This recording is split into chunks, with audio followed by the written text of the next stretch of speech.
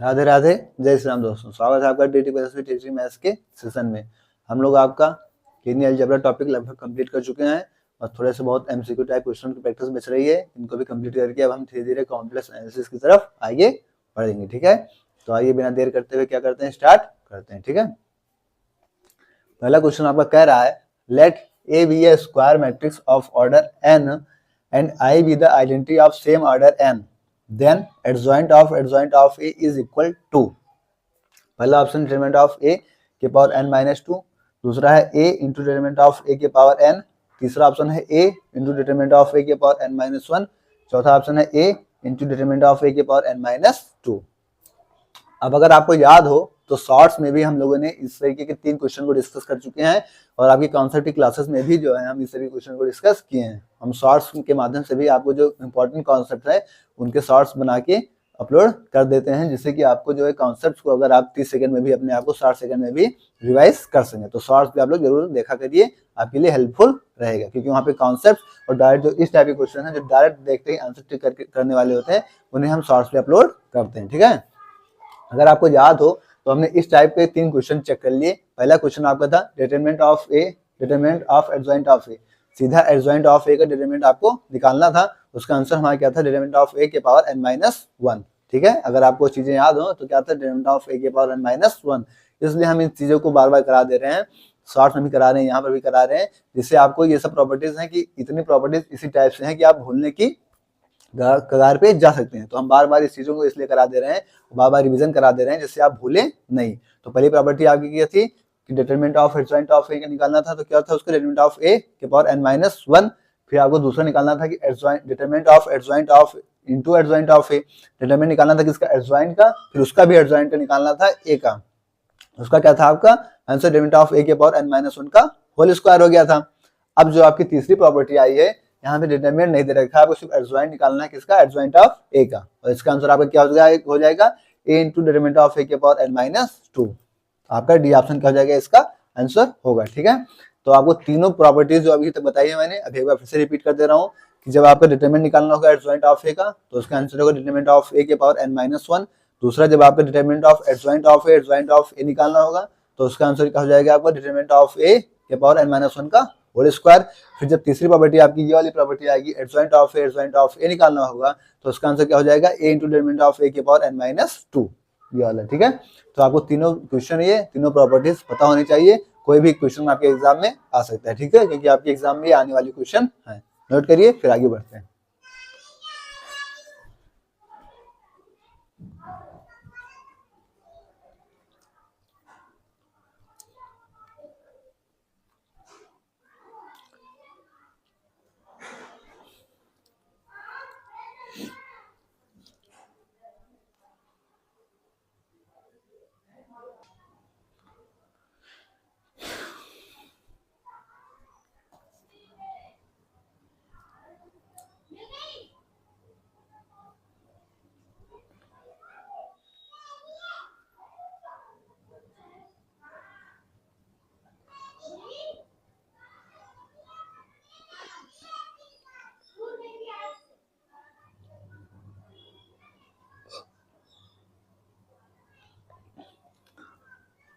आइए next question कह रहा है let A be a square matrix of order n order की कोई स्क्वायर मैट्रिक्स है आपके पास, and I with the identity of same order n, I क्या आइडेंटिटी है उसकी, उसी ऑर्डर एन की।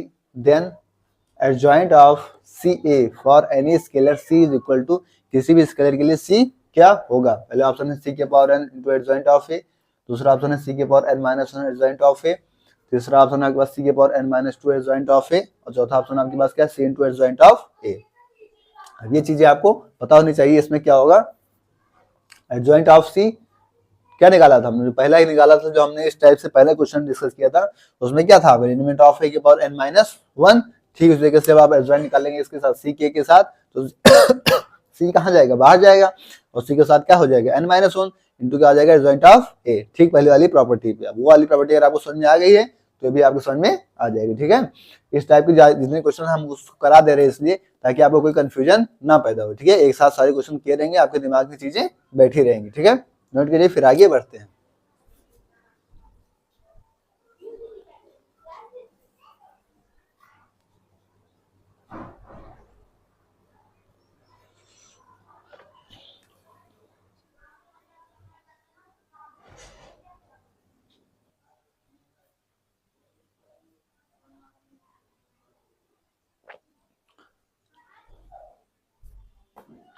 नेक्स्ट क्वेश्चन फिर से ठीक उसी टाइप के क्वेश्चन है।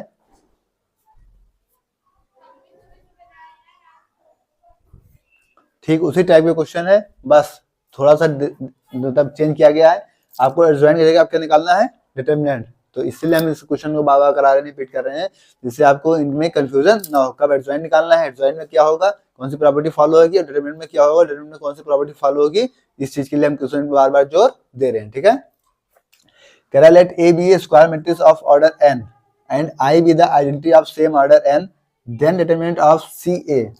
ठीक है, for any scalar C is equal to, तो डिटरमिनेंट के रूप में क्या होगा, सी के power n determinant of A, C के power n minus one determinant of A, C के power n minus two determinant of A, और सी इंटू डिटरमिनेंट ऑफ ए। हमने देखा था जब हमने एडजॉइन निकाला था तो क्या हो गया था, सी के power n minus one, but हम क्या निकाल रहे हैं, डिटरमिनेंट निकाल रहे हैं। तो डिटरमिनेंट में क्या हो जाएगा हमारा, सी के power n into determinant of ए।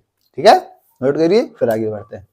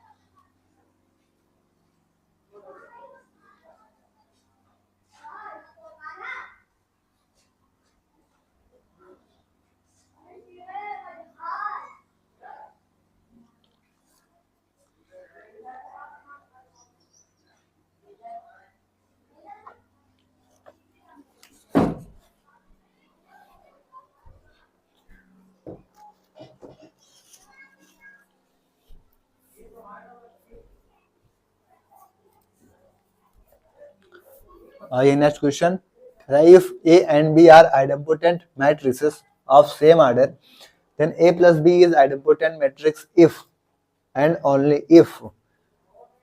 पहला option A B equal to B A, दूसरा option A B equal to zero, तीसरा option A B plus B equal to zero, चौथा ऑप्शन आपका B equal to zero. Question कर आपका if A and B are idempotent matrix, अगर A और B क्या है, आइडेम्पोटेंट मैट्रिक्स है। आइडेम्पोटेंट मैट्रिक्स आपको पता है, हमने कई बार डिस्कस किया आइडेम्पोटेंट मैट्रिक्स क्या होती है, कि उसी मैट्रिक्स का स्क्वायर करने पे वही मैट्रिक्स हमको मिल जाए।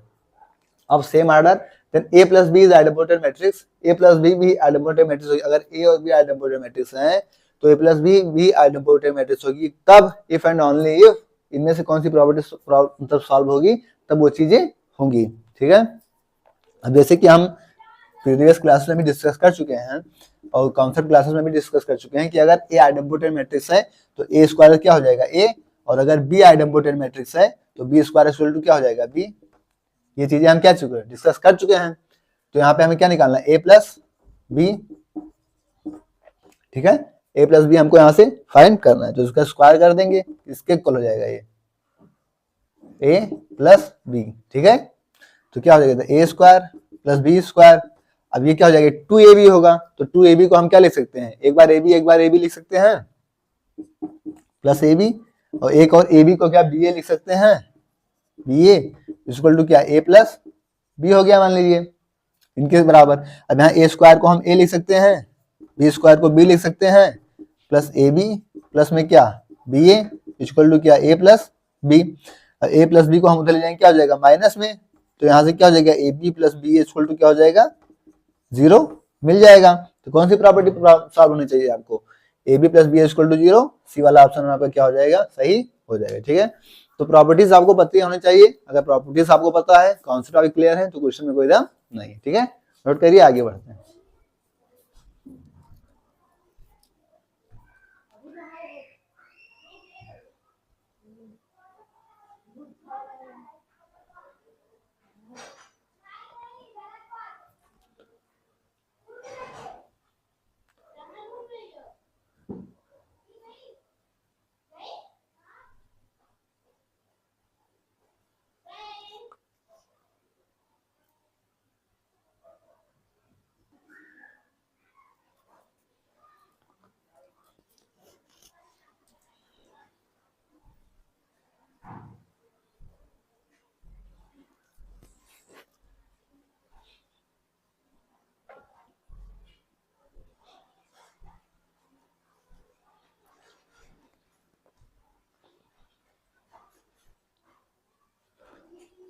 नेक्स्ट क्वेश्चन कह रहा है if A and B are idempotent matrices of same order then A B is idempotent matrix if and only if A B equal to B A B equal to 0, A B plus B equal to 0 या B equal to 0। अभी अभी हमने same इसी concept पे question देखा था, कह रहा था A and B are idempotent matrix of same order then A plus B is idempotent, तब कौन सी कंडीशन उसमें फॉलो हो रही थी, तो हमारे लिए तब कह रहा था कि A B plus B equal to 0 होनी चाहिए। अब कह रहा है कि A B is idempotent matrix, तो आइडेम्पोटेंट मैट्रिक्स के लिए अभी अभी हमने डिस्कस किया था क्या कि ए स्क्वायर इक्वल टू ए और बी स्क्वायर के लिए क्या हो गया आइडेम्पोटेंट के लिए B square equal to B. A B के लिए कह रहा है अगर हम ए बी का स्क्वायर कर देंगे तो किसके बराबर होना चाहिए, इसके ए बी पे देखते हैं, तो ए बी का स्क्वायर क्या हो जाएगा, इसको हम बी स्क्वायर ए स्क्वायर ले सकते हैं, इक्वल टू क्या हो जाएगा ये ए बी, और बी स्क्वायर को क्या ले सकते हैं बी, ए स्क्वायर को ले सकते हैं ए, इक्वल टू क्या हो रहा है ए बी, यानी क्या हमें मिला B equal to A B, तो बी इक्वल टू आपका क्या है ए बी, पहला ऑप्शन आपका है, ये आपका क्या हो जाएगा आंसर। तो अगर ए बी आइडेम्पोटेंट है तो उसमें से क्या फॉलो होना चाहिए, A B equal to B A, अगर ए प्लस बी आइडेम्पोटेंट है तो क्या फॉलो होना चाहिए A plus B, A B plus B equal to 0। ठीक है, नोट करिए फिर आगे बढ़ते हैं। कॉन्सेप्ट अगर पता है तो कोई दिक्कत नहीं होगी।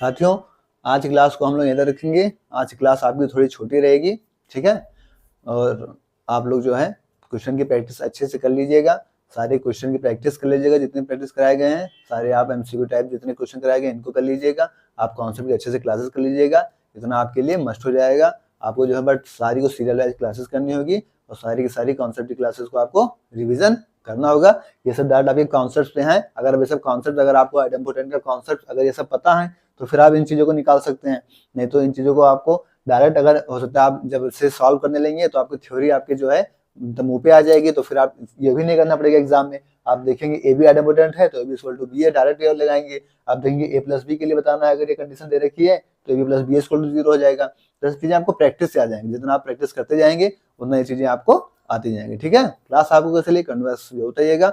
ओके, थैंक्स, जय श्री राम, राधे राधे।